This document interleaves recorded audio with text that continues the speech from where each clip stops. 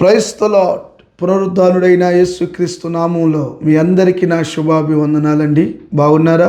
యేసయ్య మీ అందరినీ ఆశీర్వదించును గాక. అనుదిన వాత్సల్యత అను నేటి వాక్య ధ్యానాంశాన్ని ఉదయకాలం ధ్యానించుకుందాం రండి.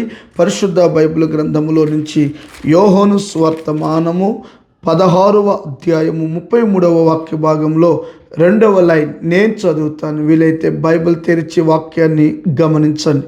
లోకములో మీకు శ్రమ కలుగును, అయినను ధైర్యము తెచ్చుకొనుడి, నేను లోకమును జయించి ఉన్నానను. యేసయ్యకి మహిమ కలుగునుగాక.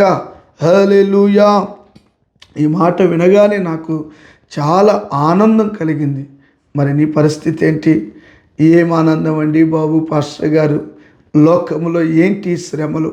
కుటుంబంలో శ్రమలు, పిల్లల ద్వారా శ్రమలు, వ్యాపారంలో శ్రమలు, ఉద్యోగంలో శ్రమలు, వ్యక్తిగత జీవితంలో శ్రమ, శరీర రోగాల వలన శ్రమలు, నిందల వలన శ్రమలు తట్టుకోలేకపోతున్నాం పాస్టర్ గారు.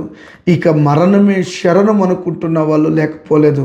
దైవజనమా, భయపడాల్సిన అవసరం లేదు. నరాలాడుతున్న నరుడు కాదు నువ్వు నమ్మినవాడు. నువ్వు ఎవరి దగ్గరికి వచ్చావో తెలుసా? భక్షకుడు కాదు, ఆయన రక్షకుడు.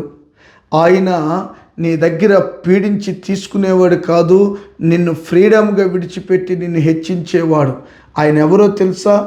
నజరేయుడైన యేసు ప్రభుల వారు. ఈ వాక్యము వింటున్న నీ జీవితంలో ఒక బలమైన కార్యం చేయటానికి దేవుడు ఇష్టపడుతున్నాడు. అయితే ప్రభువులో ఉన్న నీతో దేవుడు మాట్లాడుతున్నాడు. తల్లి, ఎంతకాలం నువ్వు బాధపడతావు?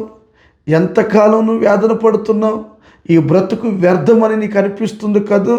నో, పై మాటే చదివేవు కానీ కింద మాట నువ్వు కూడా జ్ఞాపకం చేసుకోవాలి. ఇది లోకం, మీకు శ్రమ కలుగుతుంది, అయినను వాక్యాన్ని బట్టి ధైర్యం తెచ్చుకోవాలి, ప్రార్థన బట్టి ధైర్యం తెచ్చుకోవాలి, ప్రభువును బట్టి ధైర్యం తెచ్చుకోవాలి. ఈ ధైర్యం నిన్నేం చేస్తుందో తెలుసండి? ఉన్నతమైన శిఖరములో దేవుడు నిన్ను హెచ్చిస్తాడు. అతగాడి పేరు దావీదు. మీరందరూ ఎరుగుదురు. 400 మంది అతనితో ఉన్నవారు. ఒకరోజు ఫిలిష్తీయులు వచ్చి ఈ యొక్క 400 మంది పనివారిని, దావీదుని, పిల్లలను, ఆస్తిని తీసుకొని వెళ్ళిపోయారు. భయంకరమైన పరిస్థితిలో ఉన్నాడు. ఈ 400 మంది వచ్చి చూడగానే ఏం జరిగిందో తెలుసా? విచిత్రం. ఆ గుడిసెలన్నీ కాల్చబడడం, చెల్లాచెదురైపోవడం. ఇక తట్టుకోలేని 400 మంది ఏమన్నారు తెలుసా? ఈ దావీదుని రాళ్ళు తీసుకొని చంపేద్దాం రండి. శ్రమ కాదా? ఈ రోజున నిన్ను నమ్ముకున్న వాళ్ళే నీ మీద ఏమండి చంపాలని చూడటం లేదా? నీ ఆస్తి కొరకు నీ ప్రాణాన్ని తీయాలని చూడటం లేదా? నీ ఆస్తి కొరకు పిల్లలే నీ మీద తిరుగుబాటు చేయట్లేదా? ఈ రోజున పరిస్థితులు ఎలా మారిపోయాయి?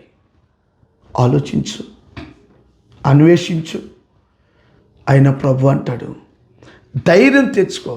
ఈ లోకాన్ని జయించిన విజయం విశ్వాసం. ఏమండి, ఒక యుద్ధాన్ని జయించాలంటే కత్తులు, కటారాలు కావాలి. కానీ వాక్యం ఏం చెప్తుందో తెలుసా?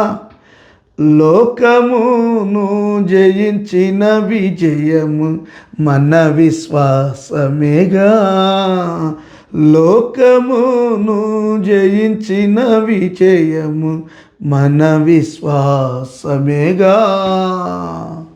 ఏవండి, అచంచలమైన విశ్వాసము నీలో గనక ఉండగలిగితే లోకములో ఎదురవుతున్న ప్రతి శ్రమ, నింద, అవమానం, పోరాటాలలో విజయమును నువ్వు పొందుకుంటావు. Praise God. దైవజనమా, రాళ్ళు తీసుకొని దావీదును చంపాలనుకుంటున్న సమయంలో దావీదుకి ధైర్యం సరిపోలేదు. వచ్చిన శ్రమను బట్టి అసలు వణికిపోతున్నాడు. కానీ అక్కడ రాయబడి ఉన్న మాట ఏంటో తెలుసా? సైన్యములకు అధిపతి యెహోవా నామము పేరట ధైర్యము తెచ్చుకొనెను. హల్లెలూయా, ఆమేన్. చూసారా? ఆ రోజు దావీదు గనక దేవుణ్ణి బట్టి ధైర్యం తెచ్చుకోకపోతే గుండాలు చచ్చిపోయేవాడు, చరిత్ర ఉండేది కాదు. ఈ రోజున దేవుడు నమ్ముకున్న అప్పుల వలన శ్రమలు, రోగాల వలన శ్రమలు, చుట్టూత పరిస్థితుల ద్వారా శ్రమలలో, అనుమానాలు, అవమానాలతో, నిందలతో బాధపడుతున్నావా? భయపడకు, ధైర్యం తెచ్చుకో. విశ్వాసమే నీకు ధైర్యం. ప్రభువుని బట్టి నీకు ధైర్యం, సంఘాన్ని బట్టి ధైర్యం, వాక్యాన్ని బట్టి ధైర్యం, ప్రార్థన బట్టి ధైర్యం తెచ్చుకో.